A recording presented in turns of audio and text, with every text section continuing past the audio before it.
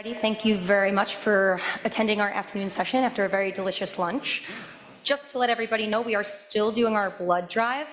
We need 5 more donors to reach our goal of saving 100 lives. So after this session, if anybody's feeling inspired, we can just walk upstairs and maybe get pricked, maybe once if we're lucky. And also, you know, we're doing that initiative, the Student Council's running that really great initiative to sign cards for local children who are getting open heart surgery. So if anybody's feeling, you know, that they'd like to give back to their local groups here, specifically at the Children's Hospital, stopping by the Student Council booth, you can write like a nice inspiring letter of get well to a child recovering from heart surgery. So this afternoon's session, we really want it to be interactive with the audience. You guys are driving the narrative. So the idea is that we're going to introduce a few topics, and then we're going to really get the audience involved and get your opinions on things, because as perfusionists, we learn the best from each other, right? So without further ado, Scott Snider will start us off with crowdsourcing.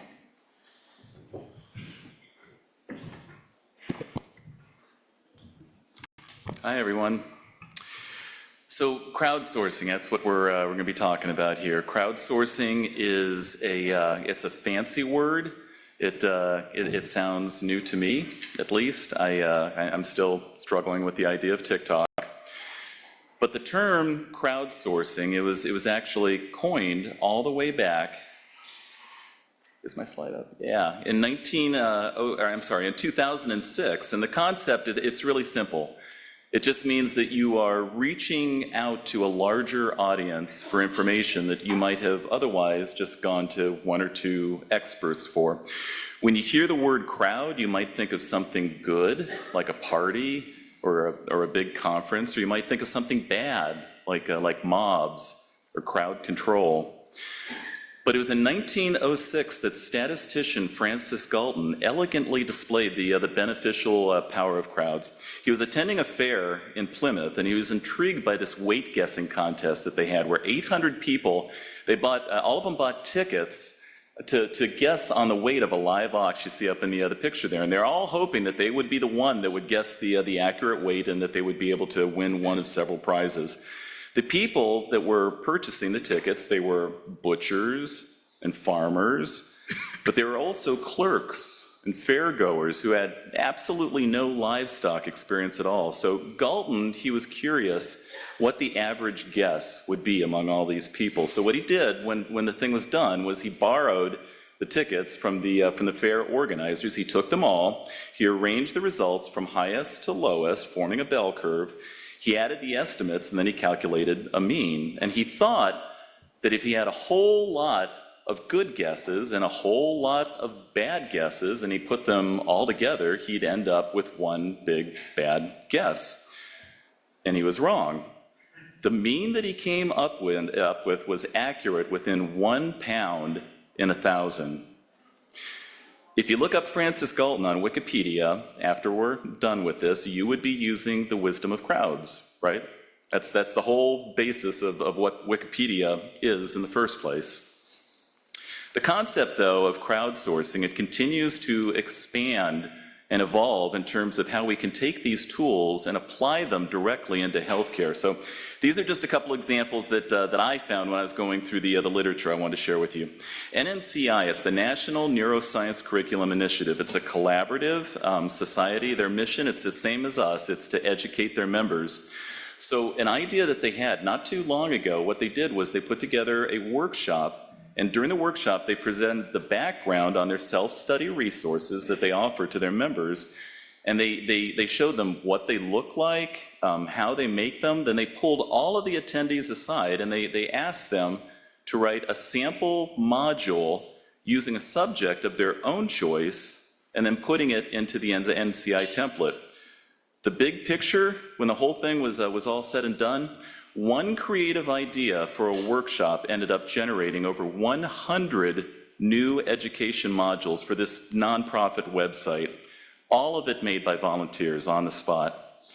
If we did the same thing today with our own platform, AmSECT University, we would literally triple the size of it. I mean, that's amazing. Another example, Diagnosis. It's a television series. It was picked up by Netflix. It's based on a novel attempt by a lady called Dr. Lisa Sanders to solve what was for her an undiagnosable mystery. This patient she had, she couldn't figure out what was wrong with her. So what she did was she took all of the medical, and this was really novel at the time, she took all of the medical details that she had, and then she wrote up a column, she submitted it to the New York Times, and they published it. And she was flooded with responses. All these people wrote in, and most of them, what they were saying was, they felt so bad for the patient, and they really hoped the best for her. But out of these hundreds of replies that she got, there was just one letter that stood out. It was from an Italian internist, and what he did was he offered to fly the patient out to Italy on his own dime. He tested her, and after years of unanswered questions, he correctly diagnosed her, and she was cured. The lesson was an entire TV audience could be harnessed to heal a patient.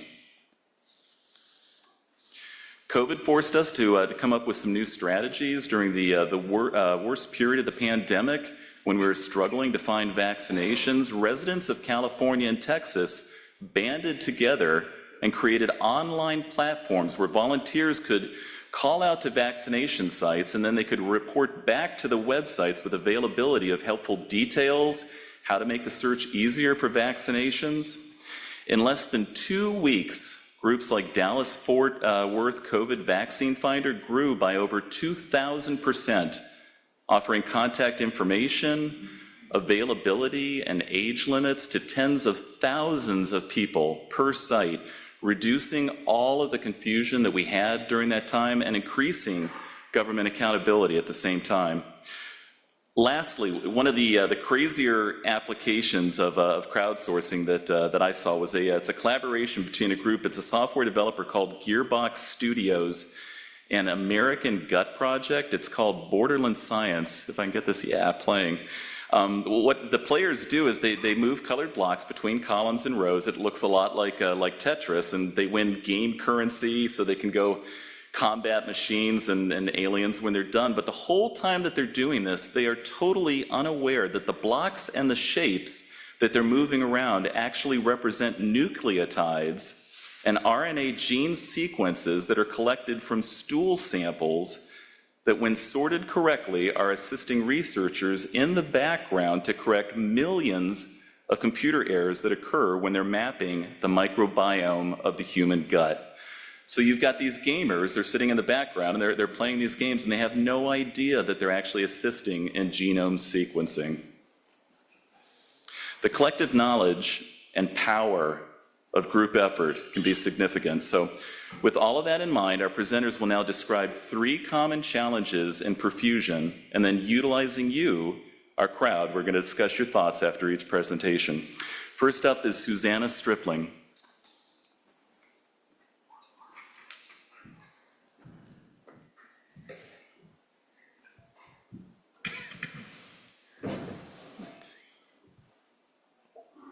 Here we go. Okay. Thank you for that introduction. Okay, so as Scott just introduced, I'm going to be talking about the future of hybrid teams. So my name's Susana Stripling. I work at the University of Wisconsin, and I also work at American Family Children's Hospital. So it's UW Health is the organization that I work for. But as a perfusion team, we staff at both the adult and the children's hospital. As you can see on this slide, we've got 13 employees, chief in the middle, and adults and peds on the left. There's technically 5 of us, but I just started training for pediatrics a month and a half ago, so I don't really count myself. Essentially, there's 4. And then for adults only, there's 7, or if you put me on that side, there's 8 people. So a majority of our team does adults only, and then a few do adult and pediatrics.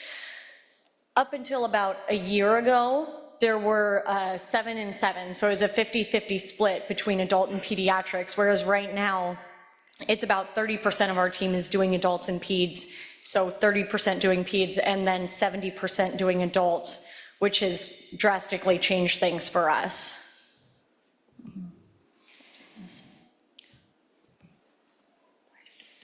Oh, there we go. Hold on a second. Here's a go present it right there. Right down here. And then resume slideshow. Oh, okay. Sorry, guys. Okay. No, that didn't work.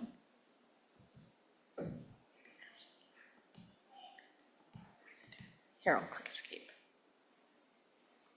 It's not going to the next slide. My apologies. Using the arrows, I was using the arrows left right here. Yeah, I'm clicking the arrow and nothing's happening. Bring the cursor from that TV to this TV. That monitor. We need Do you have some of the assistance? AV guys back Yeah, there? is someone from AV available? No, the mouse is not even working. Our mouse and everything is frozen, just give us a You second. see how the arrow, the cursor's there? Oh, I see. You gotta bring Yes. it and find it. It should pop up here. Maybe we can plug it, re-plug it in. Okay, No. well, you know what? I can just talk. There it is.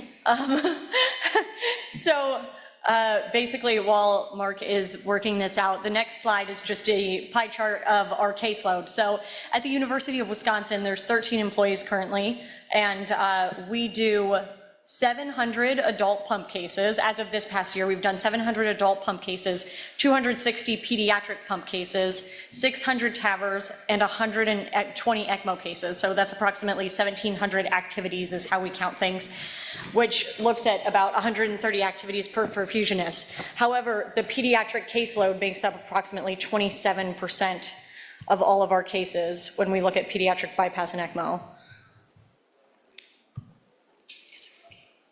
Okay, so, oh, there it is, there's the chart, okay.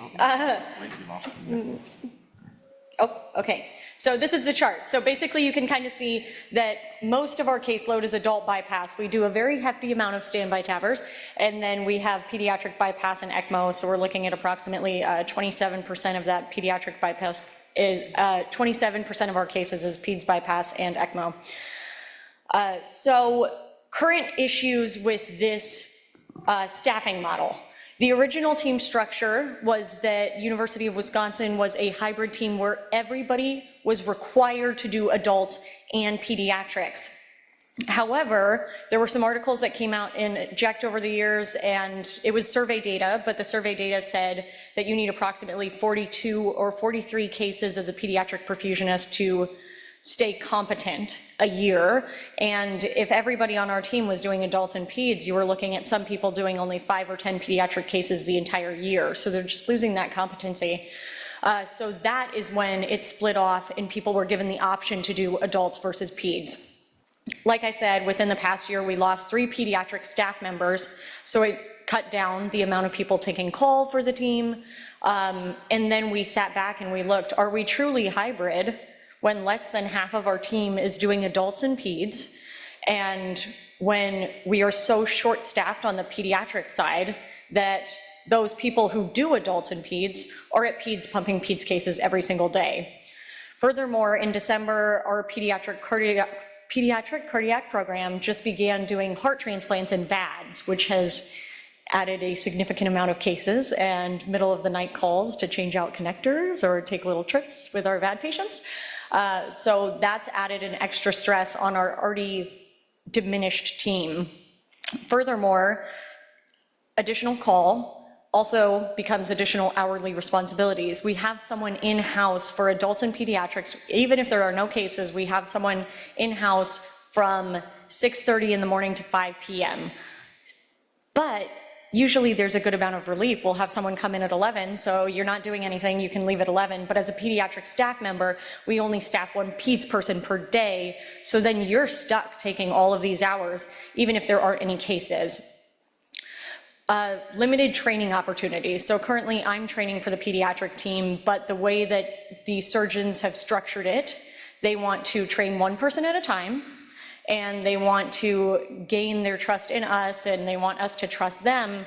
So this has become a 6-month process to train for pediatrics, which makes it quite difficult when we're already short-staffed, and now essentially I can't be on call for 6 months, so short staffing isn't going anywhere, even if we had every single person on the team volunteer. And then we've put up a couple of job positions for recruiting, and we can't seem to get any pediatric perfusionists that want to come work for us because they want to only do peds. So then we hire an adult person, and then we're back to the same square one of it's going to take at least 6 months to train someone new. So that is the problem. Right now, our team has been having a lot of discussions. Do we stay hybrid? Are we truly hybrid? What do you define hybrid as? Should we split to separate adult and pediatric schedules? You do adults or you do peds, you don't do both. Or do we force everyone to do both adults and pediatrics, knowing that there are people on our team who refuse to do pediatrics? And then people have lately been taking advantage of this. Well, I'm not a pediatric perfusionist, because technically when we sign on, we're told that we are doing ECMO for anyone, peds or adults. The only thing that not everyone does is pediatric bypass. So I'm coming here to all of you today to ask your opinions on hybrid staffing, and whether you have any personal experiences or whether you have any feedback of what we could do better.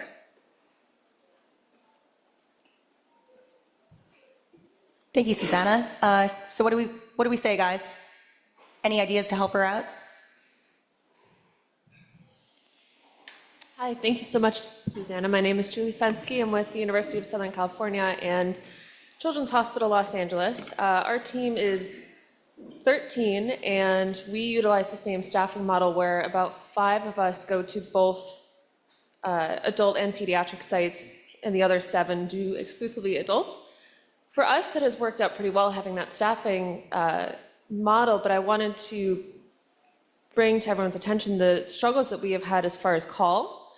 Because we have 3 people on call at any given time, one of which needs to be pediatric.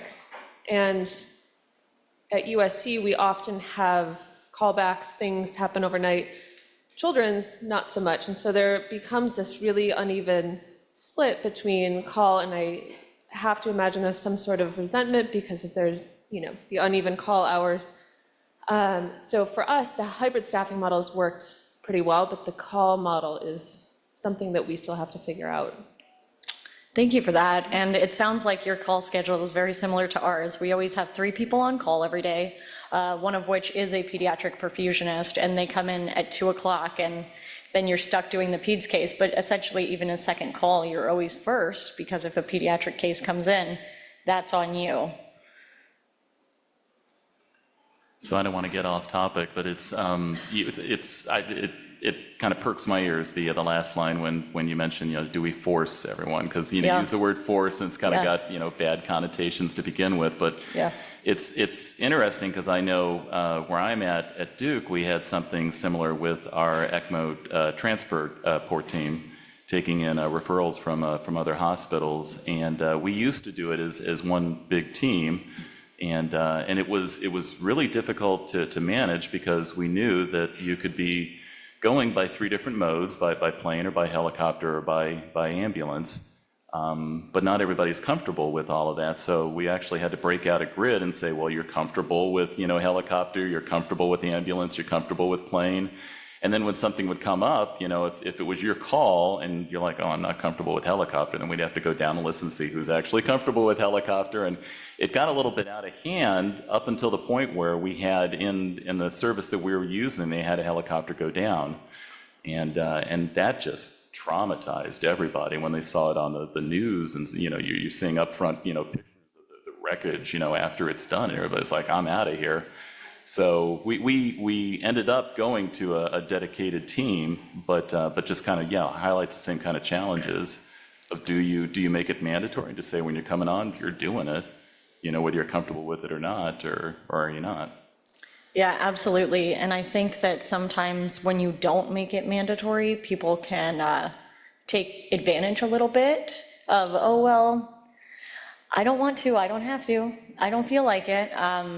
Which is also, like, I think a team attitude. I was thinking about bringing up to everyone team language.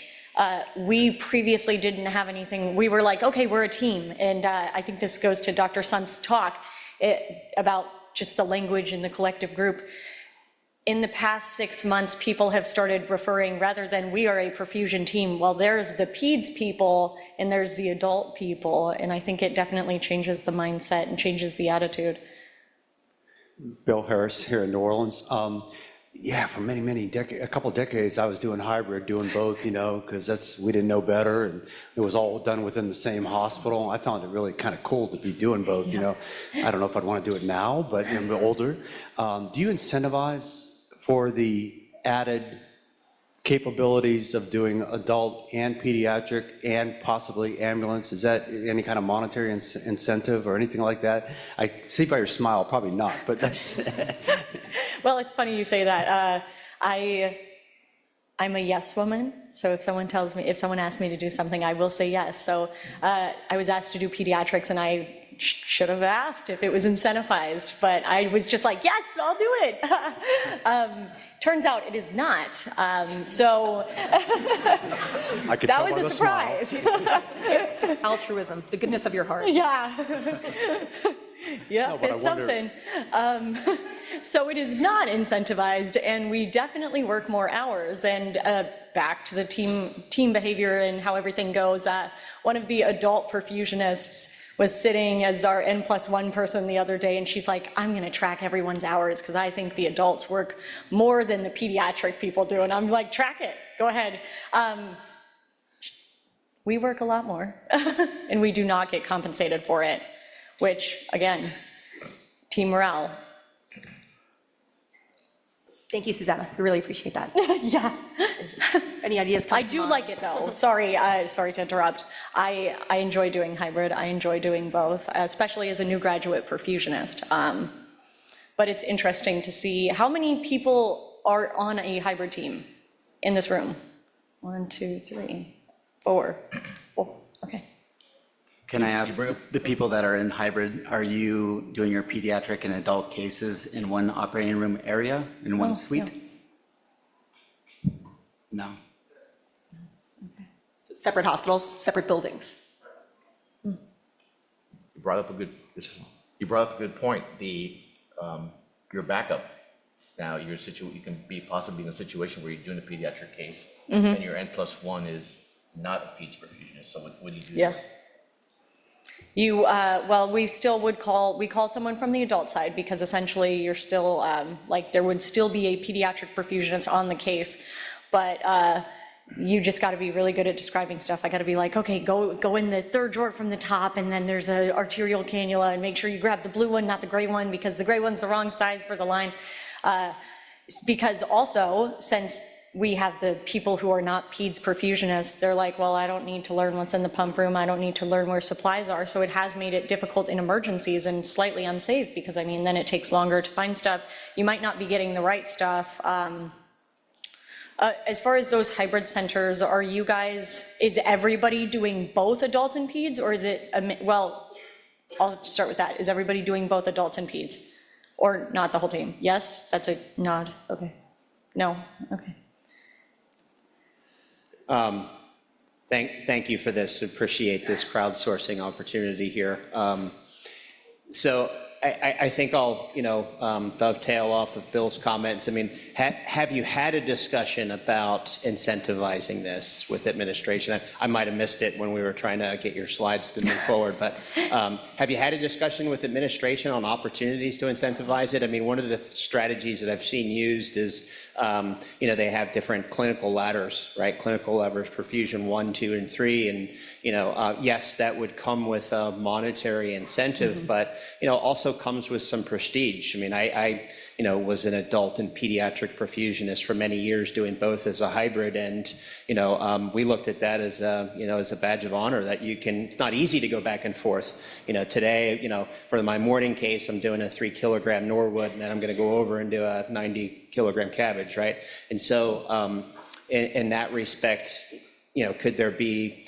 Because I think it's really difficult to do apples to apples comparisons between adult and peds perfusionists. Like when your teammates want to start, counting hours or on call, and I'll just throw out some generalities, maybe adult perfusionists get called in more often, but, pediatric perfusionists spend more time on call. Maybe pediatric cases are longer than your typical adult case. And so I've always found it difficult to do apples to apples comparisons. It's not really, appropriate or fair. You want to be equitable with your team, but at the same time, they're different types of surgery.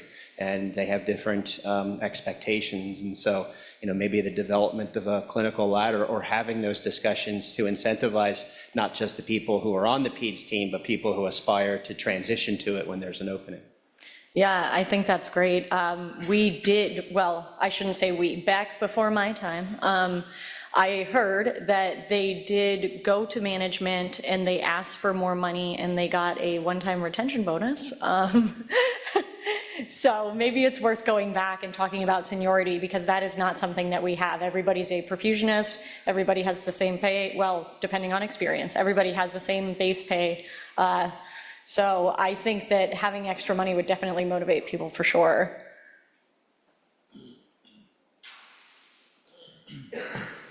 Hi, I'm Luke.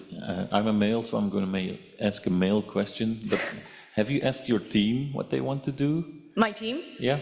Yes, and so it's kind of like 50-50 right now. Some of the adults people and some of the PEDS people who are a little bit more upset about the PEDS people saying they're taking more hours, and the adult people being like, these PEDS people like get to choose their cases because they get to be at the pediatric hospital, like they don't have to do these HIPECs, they don't have to do these livers. So some people are very much like, we should be done. You should go and stop talking about PEDS and get out here, and I don't want to hear about it. And then some people are like, well, if it ain't broke, don't fix it. One might argue that it's broke right now, but so it's a 50-50 split, and our management is, again, if it's not broke, why fix it? And have you considered trying it for, like, give it 6 months and yeah, maybe there's no way back anymore after that, but... That's a great idea. I like that idea. Kind of a trial period, and then I think it would give everyone the reality of what it would be like being on a team of 7 and a team of 5, and just kind of seeing the benefits, and I really like that idea. It's funny you say that, because it seems like sometimes we're scared to like implement something with the idea it's not going to work and then go backwards. Yeah, I really like that. Right. We'll take these two questions from the audience, and then we may swing back to this topic if we have time at the end. Hi, Greg from Boston Children's. So I'm obviously 100% congenital, but I just wanted to follow up on Dave's comment about incentivizing. And something that we did many years ago was we did not go salary, and we get paid an hourly rate plus a call rate, and that has paid dividends, and I would think it would pay dividends for you moving forward. When we've had fluctuations in staffing, we lose a couple people or whatnot, or the caseload increases, people get some benefit from that. And that's been really nice as a leader to have that already in place so that I don't have to reinvent the wheel every time something changes in my program, because it's already built in. That would be very convenient. We are salaried. Yeah, I like that. David from Baton Rouge, excuse me, not to get stuck on the incentivizing, but you've got to be relentless with it, with your administration, and you've got to have support from the immediate supervisors and their supervisors. It took us years to adjust. We are salaried. It took us years to get an adjustment and a pay differential for being on call and this and that and the other. And it helped quite a bit, but again, with everybody else, it's still hard to find somebody to take place of someone who quits. Yeah, absolutely, especially when it's such a long training process. But I appreciate this, especially, again, as a new perfusionist. I'm not used to trying to change pay of a whole team or change a team structure, so I'm learning, and thank you guys for all of your help and all of your opinions. Can I make one more comment too? Is that all right? That's up to her. I'm up next, so I'll take my own time. So. I think it's interesting. My favorite job that I've ever done was both pediatrics and adults, and just being able to walk into any cath lab OR and feel comfortable doing that. And I think that we kind of put this dividing line between the two, and I don't really think that's the case. And I think we're going to see it even less divided in the future, because where are all the adult congenital cases going to go? And as we do better as a profession, better as a community, these patients live longer, or diagnosed later in life, that we're going to need to balance each other and support each other to get through these patients. So right now, we've done all of our adult congenital on the pediatric side, but they're having talks about we need to do more of these, and next to be on the adult side. And that's going to bring us back on the pediatric side over to the adult side to help out. So I do think it's blurred, and it's going to become less blurred probably in the future. Greg, do you do adult congenital at your Boston Children's? Do you do adult congenital, all the adults? Yes. You do? Well, while Justin's getting up for his talk on, We had a couple questions from the audience, but there are more suggestions, so I'll share those for the sake of time. I'll share those with Susana. But thank you, everybody, for thank you. helping us out. We're moving on to Justin, talking a little bit about oxygenators, or lack thereof.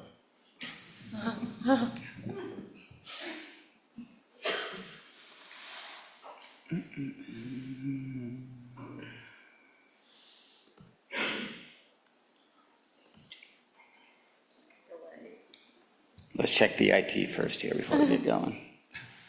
There's a little delay, and I don't mind just getting going and waiting to see if it comes up. So I'm Justin Sleasman, I'm perfusionist at Stanford Children's Hospital, and I think what we heard from our keynote speaker, and also what's really important about this crowdsourcing theme, is that this session is dependent on your engagement. So I'm going to ask you to raise your hand. Please do so as a minimum, and please step up to the mic. If you haven't done that, please get up and feel very safe in this community to talk about these things as we try and resolve some of the issues that we're all facing, such as supply chain deficiencies, oxygenator supply that we're trying to get that might be changing your program, or how you approach patient care. We'd love to have comments from both sides. I'm hoping that we have industry in the room. We've got plenty of clinicians here, but it's a two-way street.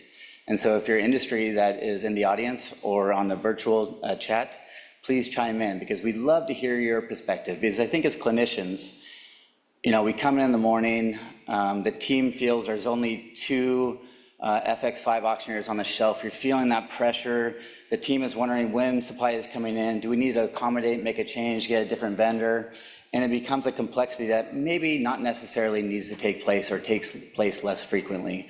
So that's what we're here to talk about, is oxygenators. And I'll get it going here.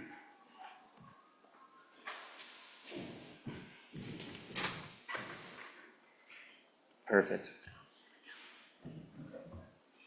Wonderful timing. All right, so at a minimum, I want to keep this real simple, right? Is raise a hand, has your program experienced oxygenator shortage, ECMO, bypass, it doesn't matter about the time, but in the last 3 years or so?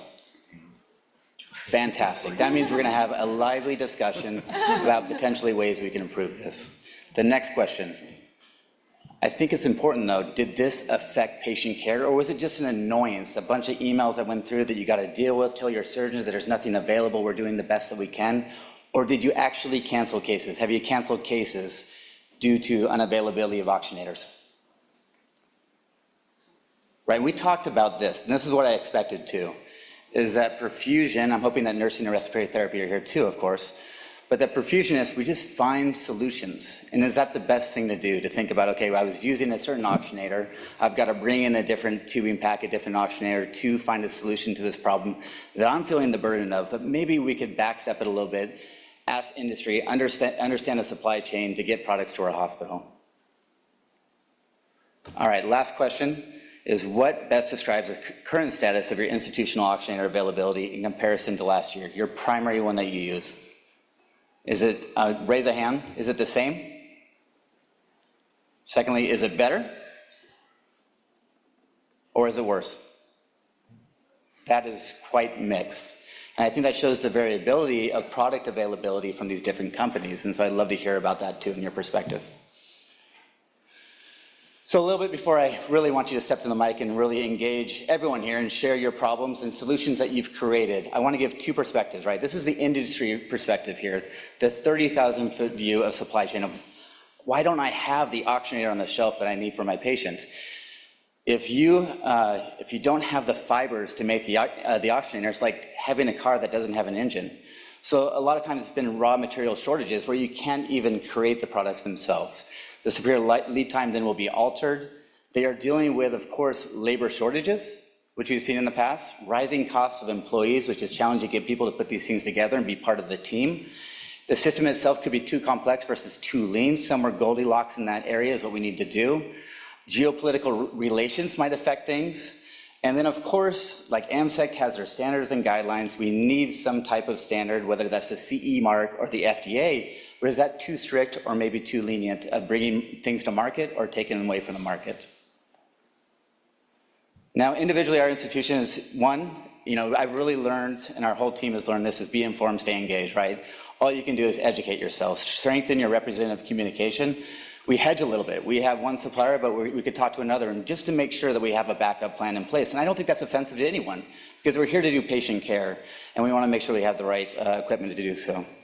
Improve inter-hospital pathways. I think I've really spent a lot of time in the last 2 years, our team has, of just talking to essential supply, understanding what's in the hospital, what's coming through the pipeline. We've never done that before, and I think we're doing that and engaging in a better way in the last few years. I think more importantly as perfusionists, we love to understand the nuances and educate ourselves of the available products that are out there. So those are things that we think about as an institution, how we can solve these problems. But yes, we still have plenty of problems to create solutions too. So the room discussion, and please just take this any way you want it. But the first question, I have two questions really, but this is the most important one. And I'm going to say, what can we do as a community to improve oxygenator availability and allocation? And what I would like to hear from you and share with this group, please, is not really this, but what are the problems that you faced and then the solutions that you created to approach those problems?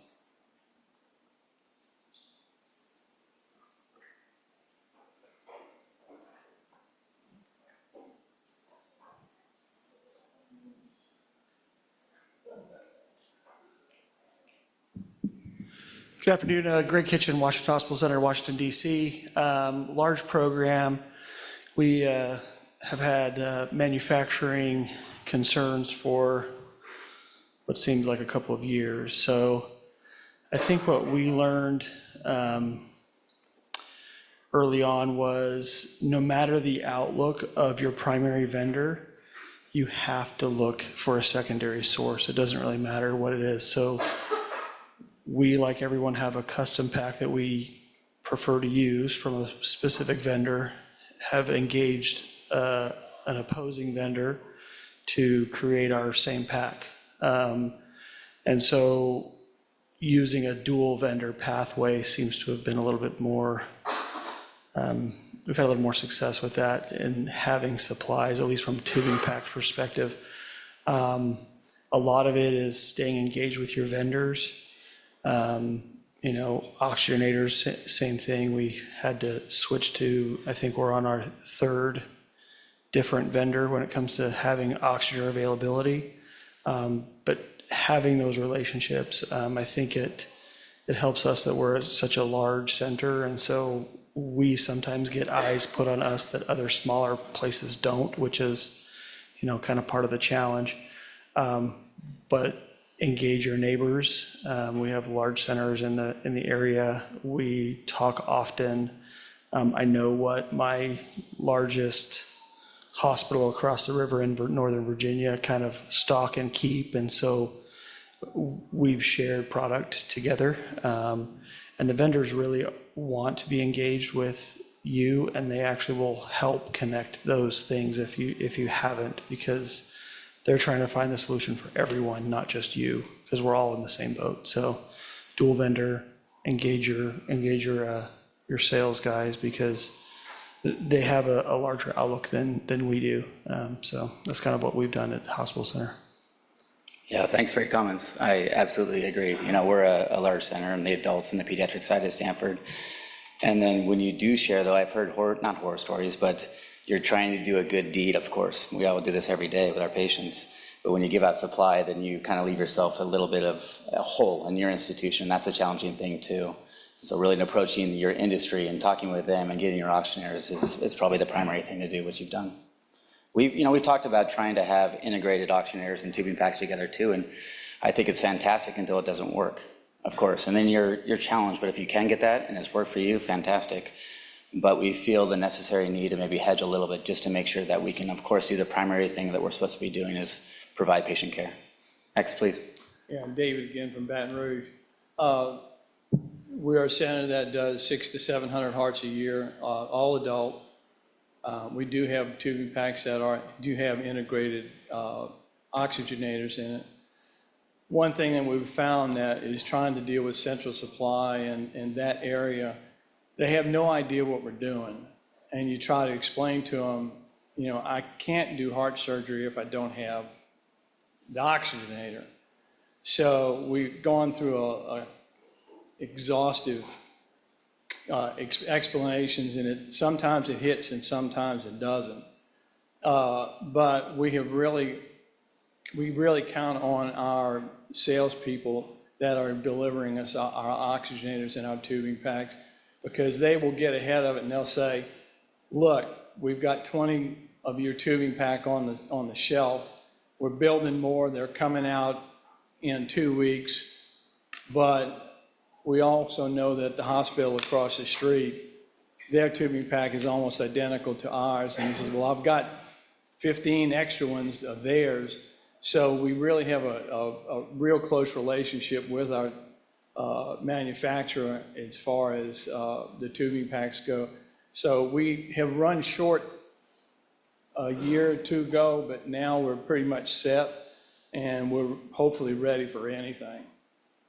So, and that's the main thing. Like I said, the main thing is you need to get with your salespeople and develop a real personal relationship with them so they can head off some of the problems you'll run into with the central supply group. Agreed. Yeah, great comment. You know, I think to them, and I'm not saying anything against them, but we have the terminology, oxygenators, tubing packs, whatever it may be. We understand how important that is for the procedure. To them, when I get a lot number in an email that says, is this important? What does that mean to them in comparison to us as a group? And you highlight that and you say, we can't do the case next week without that lot number that you're looking at. So it's important to have that relationship and that communication all the time. In the last couple of years, I think we've really increased that and it's helped. Luke, or Greg, Luke. Go ahead. Thank you. I think, thank you for your presentation. This is an important topic, and you know, you started off with the 30,000-foot view, and our experience in Boston at a congenital place that's doing 1,000 cases a year was that we were having these problems years ago for a variety of other reasons. And so what we did was, we were forced down the pathway to be more lean, because warehouse space is expensive in Boston, and I'm sure San Diego, San Francisco, New York, everywhere it's expensive.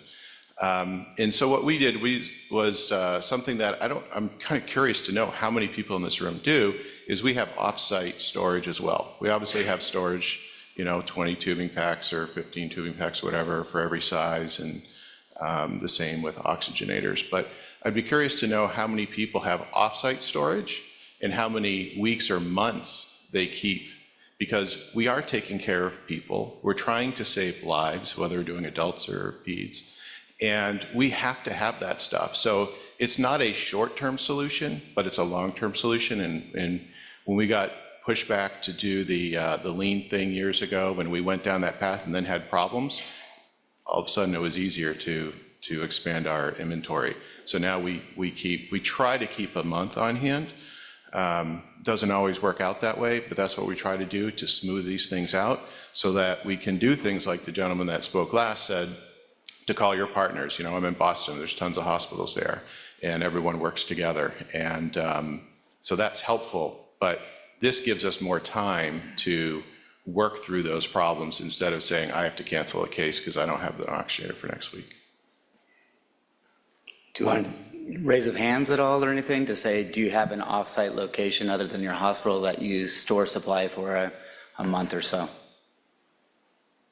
About, I'd say, half. And that's been really helpful for your team. Yeah.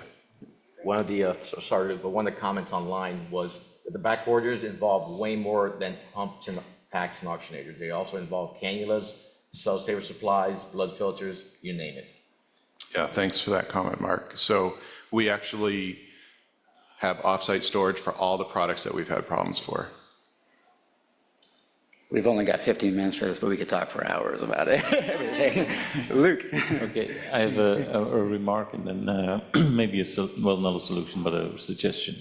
But my remark is that as a safety analyst we analyze adverse events and we see often that the change to a different product or stuff you're not used to working, even if it's the same product, but it's in a different configuration, it can actually lead to adverse events. Just because, you're used to doing something for 10 years and then suddenly it's a little bit different, but it can actually lead to adverse events. So for patient safety, it would be very nice to have fewer products. And then secondly, and I really loathe myself for saying this, but you have a system in the United States that if I want a Slinky and I want it within 5 hours, there's actually a company that can deliver that to me.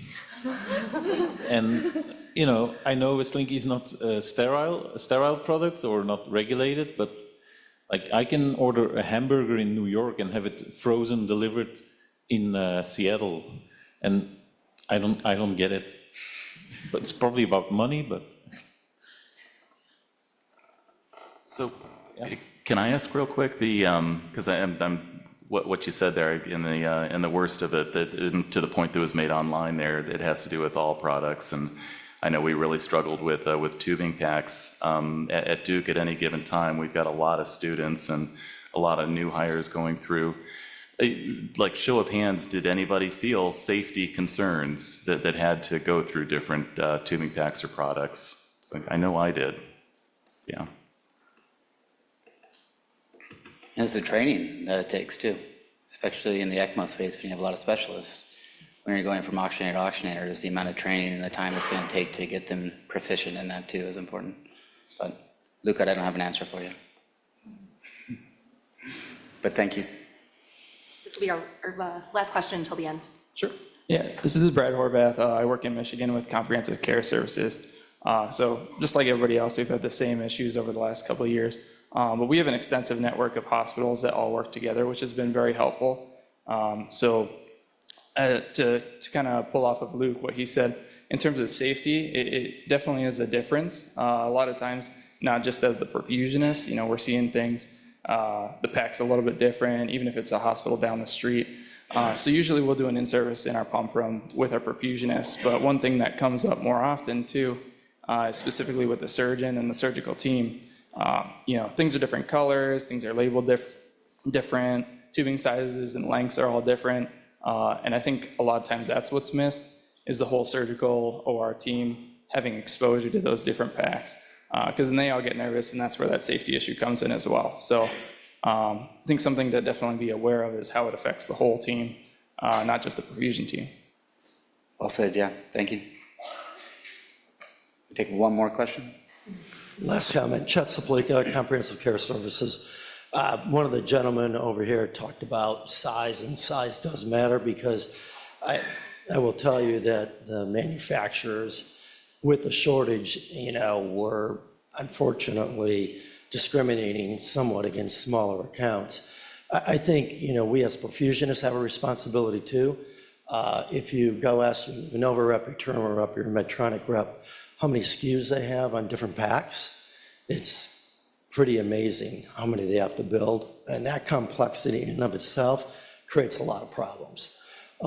There's an internal conversation going on within us that if we could, we'd like to get down to probably 5 or 8 tubing packs for right now about 170 accounts.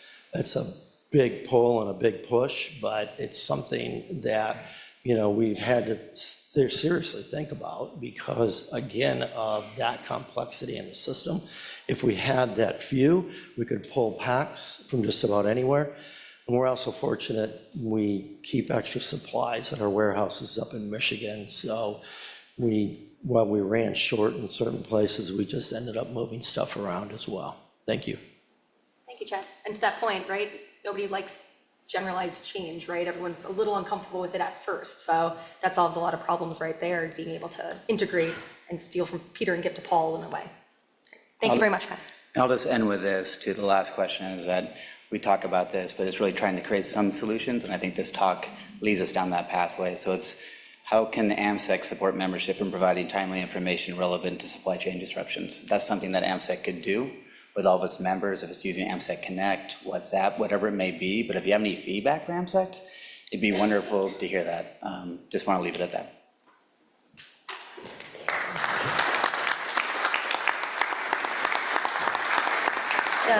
Next, we'll have Mark Martin speaking about lack of accountability within a team. And while I pull this up, I want to say there's been some great questions online and some offered solutions and comments. So I'm going to go ahead and forward those to each of you, because I think they're very valid. But for the sake of time, we're going to skip them.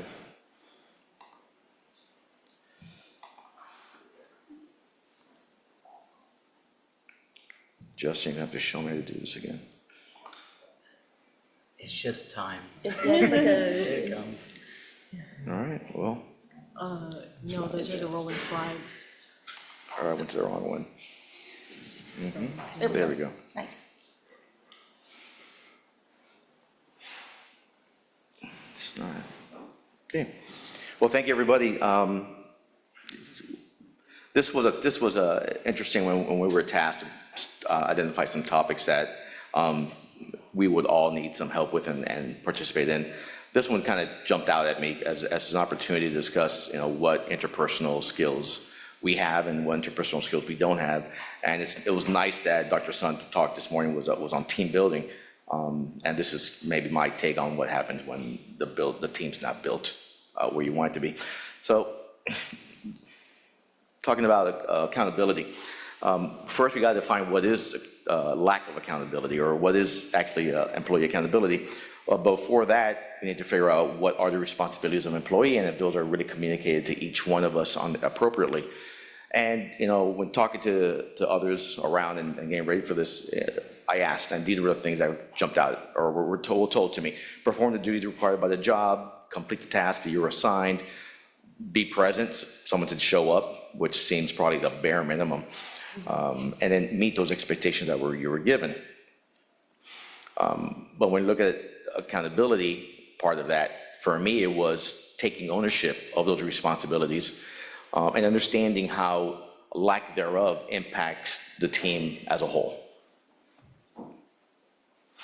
And the convergence for me is taking those responsibilities, you add cooperation of other team members, and then you build this culture of trust that ultimately leads you to some sense of success within your team. But what happens when that trust is not there? What happens when you have an employee, and this is part of when you guys get involved in, I would almost like to hear more stories of what happens poorly before we address how to address these things. But what happens with this employee? Hey, can you bring me this from the pump room? I forgot to get it, right? The first time it happens, not a big deal. The second time it happens, not a big deal. The third and fourth time, it starts becoming a pattern. And then you stop relying on that employee and that's having a little bit of faith that that person is going to be available. And knowing, especially if you are the N+1 person that day, you're going to be working. You're not going to be in the pump room taking care of maybe inventory, checking your inventory. You're basically a third, fourth hand for this person in the pump room. So that creates a little bit of animosity and a little bit of resentment. I asked somebody else, what kind of irks you? Well, I have a staff member who doesn't really understand the protocols, even though they've been around for a couple of years, who consistently grabs the wrong cardioplegia. We work in a center that has 5 surgeons, 3 different cardioplegias, and they are never ready for their case, and I'm the person who has to point things out to them. This one blew me away. I'll be late and I hit a deer on the road. And in this scenario, there was so much animosity toward possibly this being a lie that maybe your staff member goes down to a parking lot and takes a look at your car and your car is pristine. That person's car is perfectly fine, there's nothing wrong, but supposedly they were late because they hit a deer. This is somewhat fairly common where I'm part because we've displaced all our animals, but that's a whole other conversation. So how do you remedy these things? Do you create a checklist of sorts to make sure that someone does what they're supposed to? You go down to the bare minimum and tell them this is what needs to happen. If on your top left over there, the very first thing it says, make sure your pump is clean. I didn't think that we'd have to tell anyone to clean your pump after the case, but apparently that's the number one thing that's on the top of that checklist. Or maybe the checklist is on the right, that's for our ORAs who clean our rooms, make sure they don't damage our pumps during the cases, because it should be obvious not to bang your bag, don't throw a garbage can against my heart-lung machine, because we may need that for somebody. Do you do public shaming? This is something that, you know, we may have employed. You know, you walk out of the OR and say, hey, man, thanks for that bloody pump. And you say it loud enough so everyone hears it and maybe creates a little bit more animosity toward that person, just the same. But what about when your hands are tied? As a chief or as someone who works in a union, you have certain limitations as far as how you can do or how many corrective actions you can do for a person. Conversations like these where, well, you know, all the complaints have to go through the union, and that's a 7-6 layer of paperwork that's almost not worth addressing. So therefore, we're just gonna not necessarily encourage the bad behavior, but we're also gonna not really deal with it. So this is where you guys come in. I need the help. We have staff members who maybe aren't doing what they're supposed to, but your hands are tied. You have situations where there are little things like Greg Didi mentioned the other day, and I love the fact that he said it in passing during his talk. He's like, wow, those water lines never get cleaned. Because apparently that's something that even when it's not a bloody horrendous case, you go to plug your water lines into your oxygen and you realize they're trickling full of blood. So those are maybe those little things that get underneath your skin. So for me, and you know, some of what I've experienced at previous institutions, it's not the big things. The big things are easy, right? Someone who, you know, consistently fails to achieve their goals, someone who fails to achieve competencies, those are easy. It's a write-up, maybe it's termination. We're talking about how do you address this accountability that either you can manage up or you can manage down, right? So is your chief not doing what they're supposed to, right? Are they laid back and letting these things continue and then it creates an issue? Or is it just something that's internal within the staff itself? Do you feel not appreciated, right? So this is one of my team members telling me that was #1 in her book. So you guys didn't have any stories of some things that you've experienced that you really felt you didn't really have good control over? Maybe directed toward another employee, toward the chief, toward a director or administrator? I know I have many, but Bob. Hi. We started doing something in Maine Med a few years ago that seemed to be pretty effective to raise the level of engagement of employees towards each other. You know, I started working there in 1996, and I noticed like some of the perfusion assistants, I'd go to do a case, they'd carry my ice, they would bring everything for me, but they didn't do that for everybody on the team. And so we started something called peer evaluation every year, and there were, you would rate each person that you worked with on a Likert scale for all those things you had on there about clean pumps and following the protocols and procedures and coming to work on time and all that. And for me, the way it helped me as a manager, when I sat down to do an annual review with somebody, and I said to them, you're coming into work late. And they would say, no, I'm not. I said, well, you know, 13 people have rated you a 2, where the average for our department is 4. So it created a culture where everybody you had a say in how a person performed, and it gave more feedback to people. People that did a great job, they got better reviews, and it was linked to their compensation as well. So it's something that helped us. You know, when you work in a place, you can tell very quickly if everybody is engaged and they see their job is to make the team successful. And you know, you go in another place and very quickly you can tell if that's not the case. Thank you, Bob. I think that's a fantastic idea. You know, value-based merits are important. I think there's certain driving modes and driving goals for people, and obviously finances are one. But if you're stuck, for example, the union situation, you know, you're kind of limited. Hello. Hi, Julie Fensky with University of Southern California again.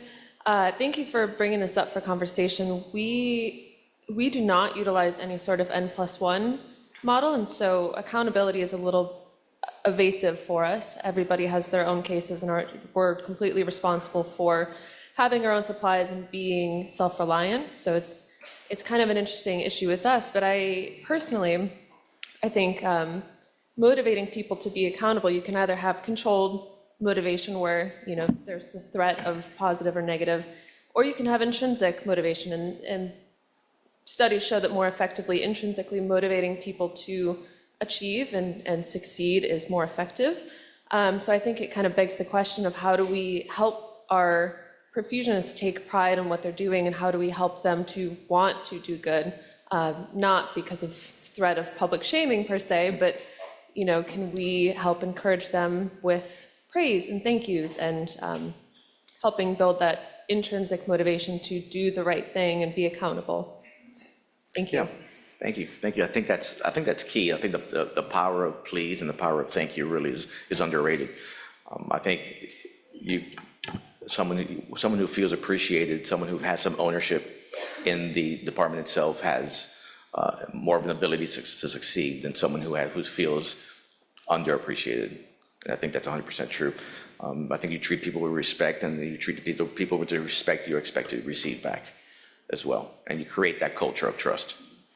And to that point too, I think it's within everybody's interest on a team too to kind of know that we have to respect our differences, and everybody's needs are different. Everybody finds things more important. Some people have a family at home. Some people really want to make that money and pay off the student loans, right? So I think that, you know, how can you take those needs and really turn them into a motivational factor for helping your team? So whether it be flexible scheduling, whether it be, you know, accountability and assignments, weekly assignments to get those monotonous jobs of cleaning the heater, cooler clean, you know, how do we take those things of personal need and make them a benefit for the team? And, you know, and I don't want to double back, but getting back to something that Bob said, and I think you're 100% right, by the way, is to interject. So what we do is we have a 360 eval that goes out quarterly, biannually, and it's really a 360 evals is you're going to evaluate people who are above your station, at your station, or below your station.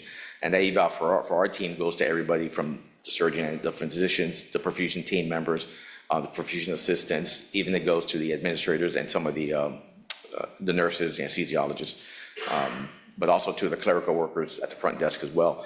And it reminds me of that one joke, the Dane Cook joke. I think he probably stole it from somebody, but he said in the group, there's always one a-hole. If you can't figure out who that person is, it's probably you. Same thing. If that eval, like you said, 5 people say you're late, right? But I'm looking over at Dave and talking about non-technical skills. It might be a good idea for me to include some of the non-technical skills and make some of these behavioral things part of that 360 eval as well. So I thank you, Bob. You're helping me solve my problems again, as usual. Yeah, I guess Greg Kitchen again, Washington Hospital Center. I'll put in the shameless plug for the leadership symposium that AmSECT puts on that discusses some of these things, having crucial conversations, identifying what a just culture looks like, being able to have the emotional intelligence to kind of go through this. But I think part of it is having the group discussion of expected behaviors as a group, right? What do you expect of your teammates, and what do your teammates expect of you?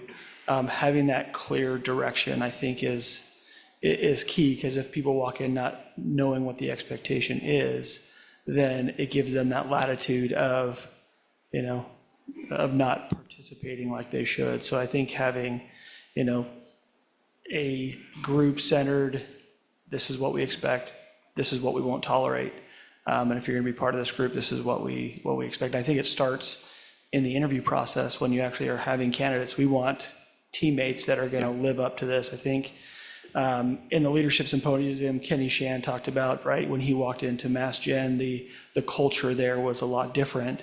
And he partnered with his surgeon and said, we are not acting like this anymore. And they worked together and they've completely changed their culture, as we heard this afternoon with their change in culture. So. I think you're right, Greg. I think that you hit the nail on the head as far as you set the goals. And if we have time, I have a few more slides to share, but I think we may be over. But Professor Rieger.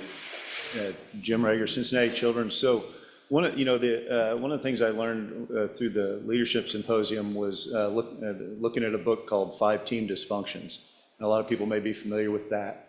The interesting thing about that, though, is that the accountability piece of it is 4 ranks up. So you can't have accountability within your team, and the system that's set up with that 5 team dysfunctions is really all that the manager is not the accountability mechanism, it's the team members. If the manager ends up being an accountability mechanism, then he ends up being a micromanager. But the base of all of that is trust, conflict resolution, and commitment to the plan, and then the team members can hold each other accountable. So we have to work on those basic foundational truths of trusting each other, understanding that we're all coming from a good place. We're not trying to be critical of somebody, but we're trying to make the team better and help our patients. And so that then we can talk to each other and resolve the conflicts that we have. Again, knowing that we're all trying to just do it to be able to complete the mission, commit to a plan, and then be able to hold each other accountable for it.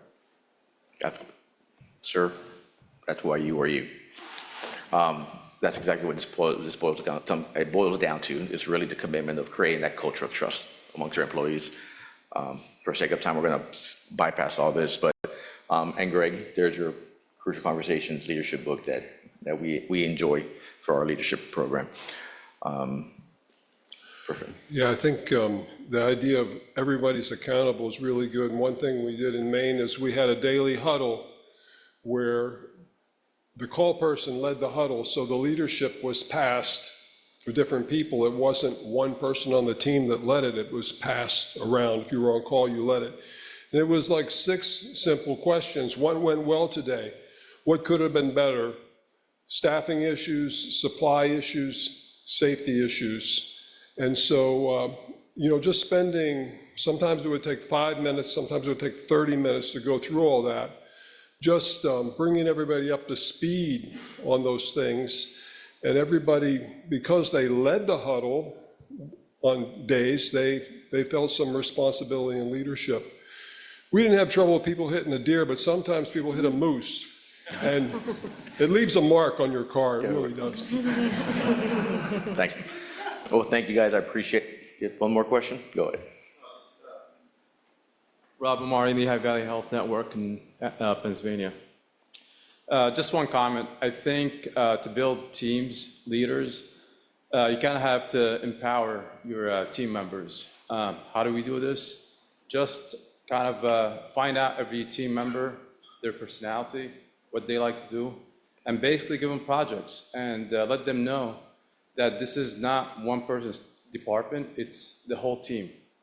Start out with when I communicate with the staff, we use words like team, we use us, our department, and then kind of recognize when they complete a project, recognize them, say thank you, say great job.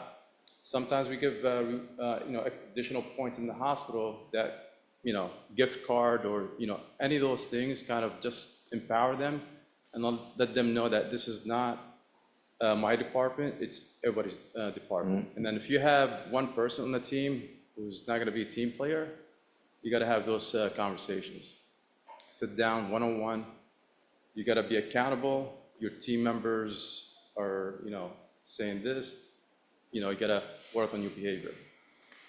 Sometimes that team member doesn't change the behavior. You just have to make a tough decision. Yeah, because one person could really make the whole team, their life miserable. So just make it about a team effort, team, one department. If we have issues, we sit down, we talk about them. I encourage them, hey, don't come to me as, I'm just here to make sure the workflow is going well. I'm not here to manage you guys. If you have any problem with your teammate, sit down. We're all adults. Have a conversation.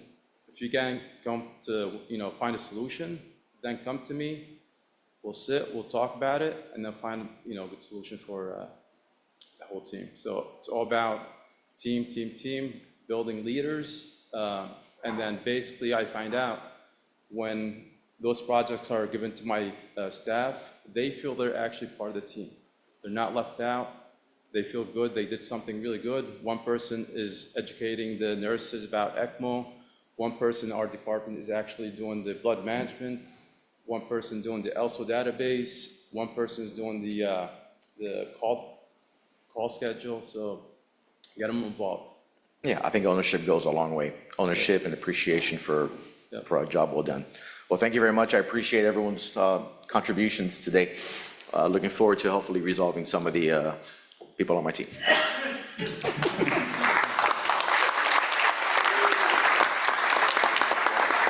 Next up, we'll have Scott back up to talk about some of the resources AmSECT supplies. Well, this was great. I think we did really good.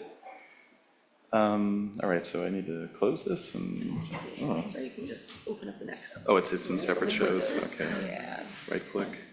Oh, wow, wow. boy, is that a lot. We are number 5 right there. I think this is me, no. That looks like mine. Yes, there we go. And then latest slideshow. Yeah. Yeah, there we go. All right, so I'm going to just spend a few minutes talking about AmSECT resources and all the ways that we use you to support your profession and your partners.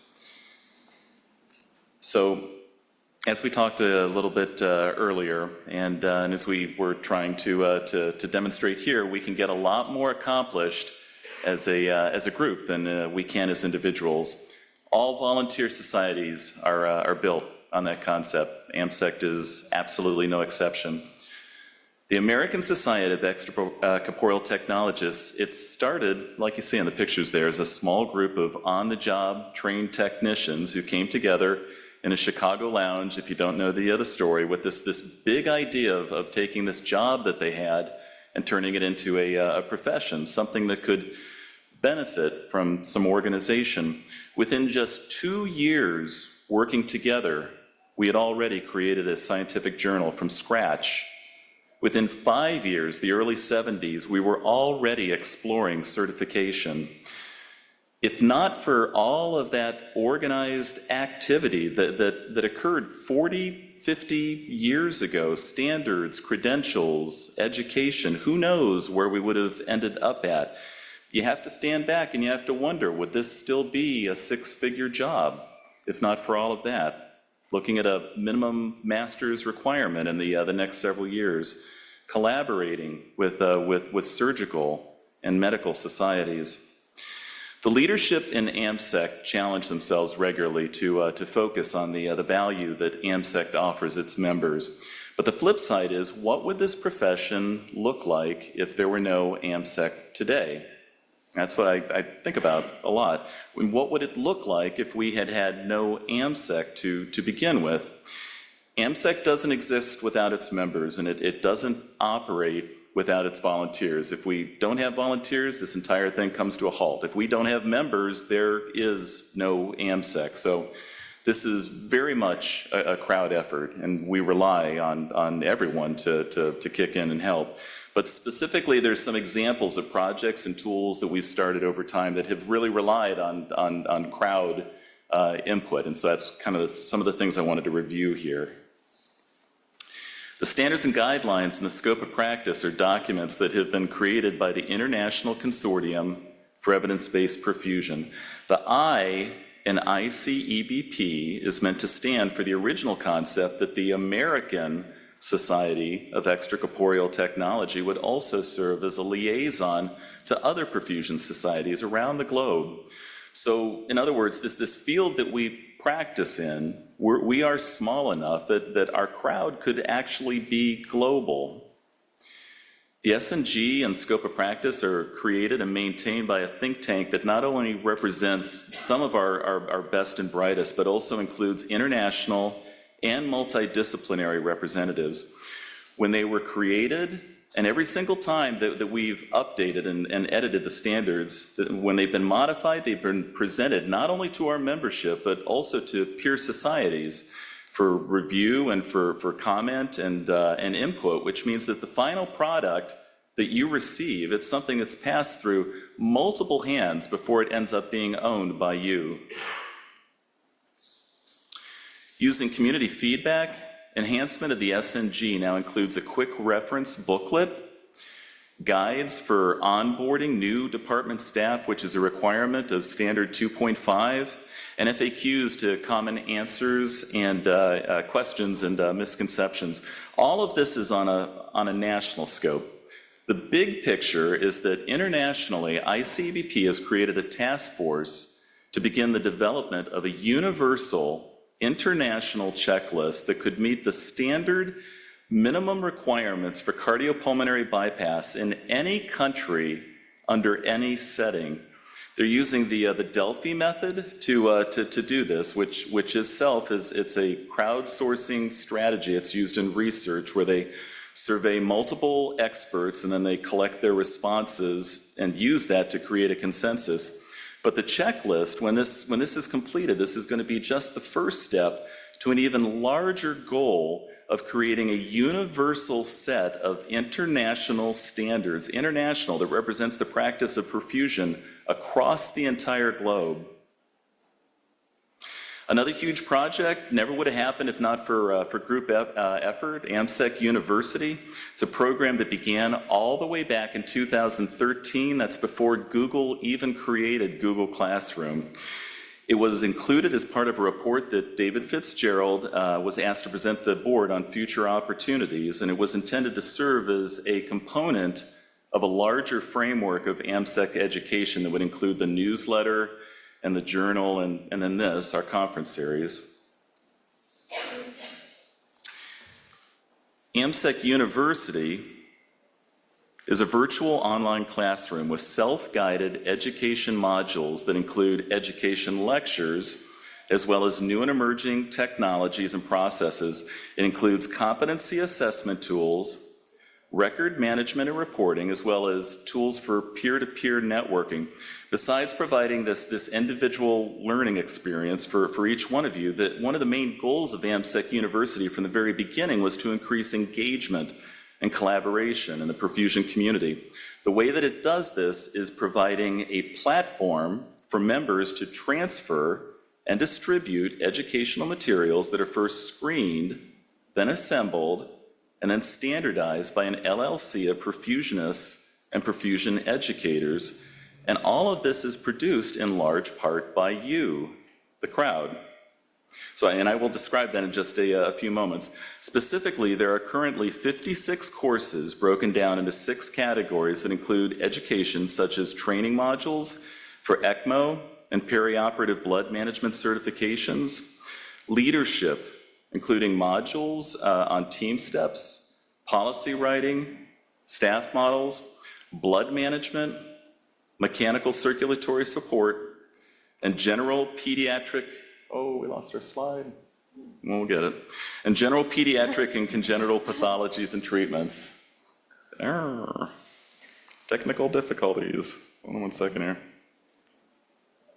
It was my video, that's what blew it up. Well, we can't have All right, hold on 1 second here, I'll get this.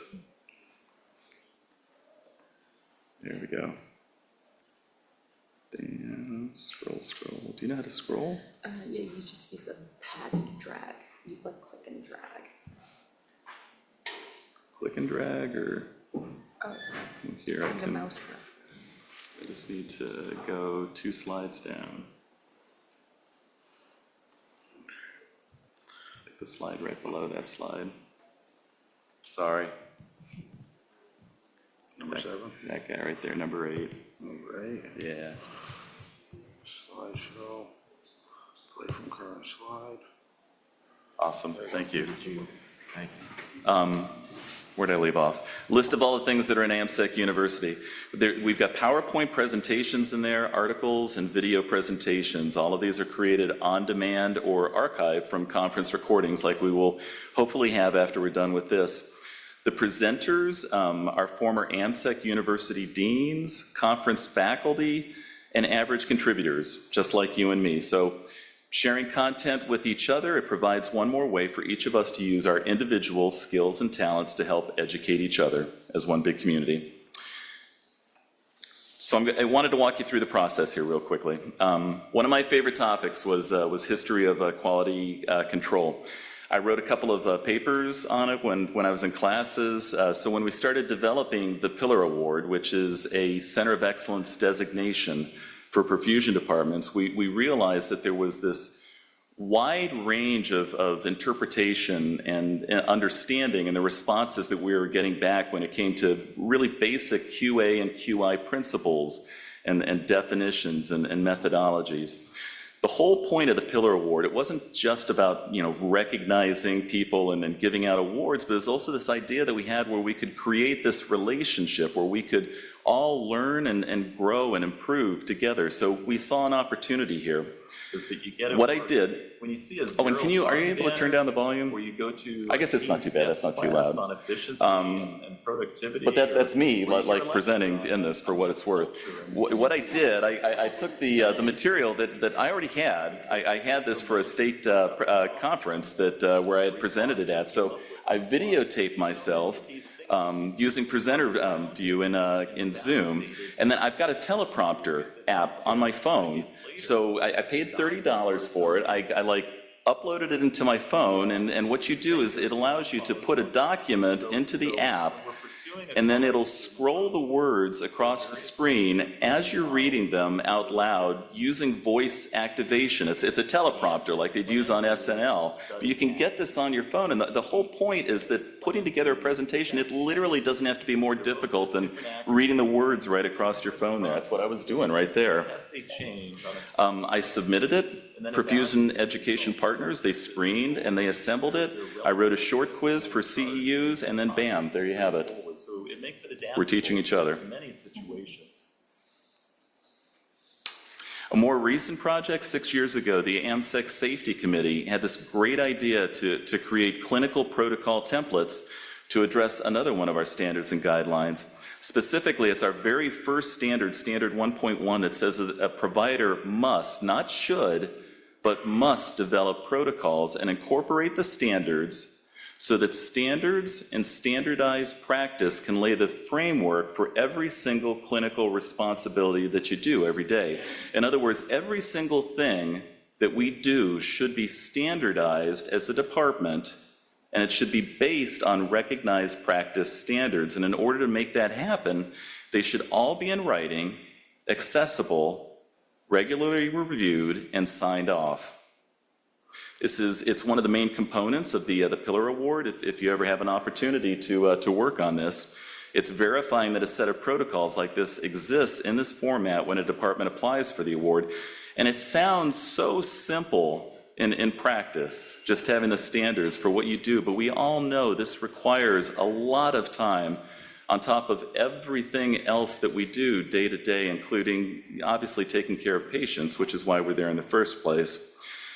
There's a favorite resource that we use in the Safety Committee. You can download this file from the website of the UK Society of Clinical Perfusion Scientists. It's a historical document. It's called the Gritton Report. And a lot of you may be familiar with this already. You may not have read the entire document from beginning to end. But it's a story that we are all, whether you know the story or not, it's something we're all very familiar with, even decades after this occurred. It's about a small department, and they're doing their best to get the work done every day. They mean well. This is not about lazy people. This is not about people with bad intent. But like a lot of programs, what they did was they budgeted the time to create a good functioning program in the beginning, but they didn't budget the time to maintain it down the road.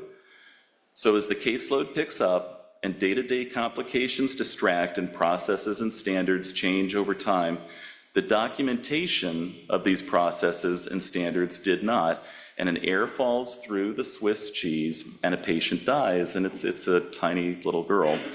The investigator publishes a long list of remedies that could have avoided what was just a tragic, horrible accident.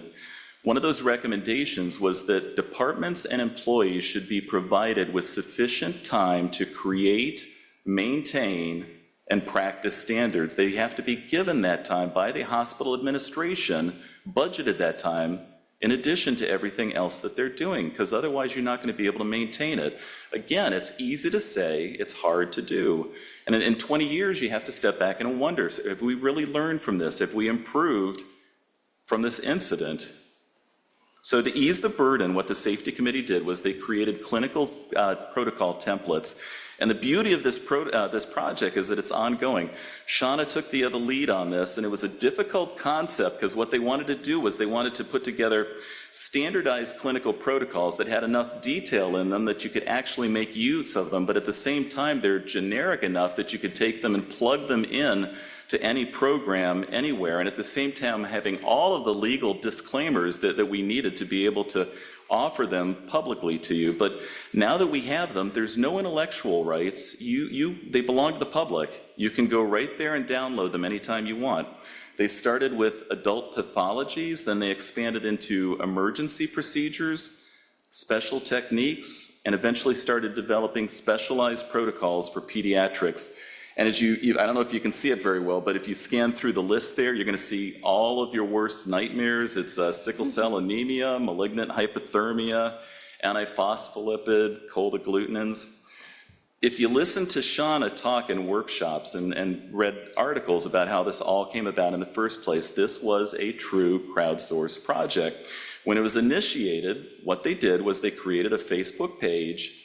They created it and advertised it, and then they encouraged people to go on and share their thoughts about which protocols ought to be made, to share content that ought to be included, and to even review them before they're released to the public, to go in, look them over, and to give their comments about them before we put them online. We use the public to help create these protocols, and now these protocols belong to the public. We are a small workforce, 5,000 people, representing the largest perfusion society in the world, and it's amazing what we have accomplished in 60 years. Many other countries look to us for direction, and we're really just getting started. These are just examples of what we can do as a group, but it is exciting to think of all that we could do if we all work together. So thank you very much. I'm going to take a seat, and I think we probably have time for just a few extra questions. Or? We have about 5 minutes. We've gone a little over, but we have 5 minutes in respect for the next.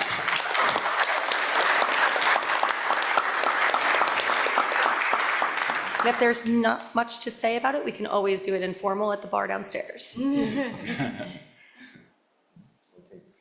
online. Nothing online? Anybody? Are there anything that, that AmSECT can do in terms of standards and guidelines that the crowd would want, that we're missing on that list? Can I ask? Well, very well then. Thank you very much, everybody. We'll get the next session started on time.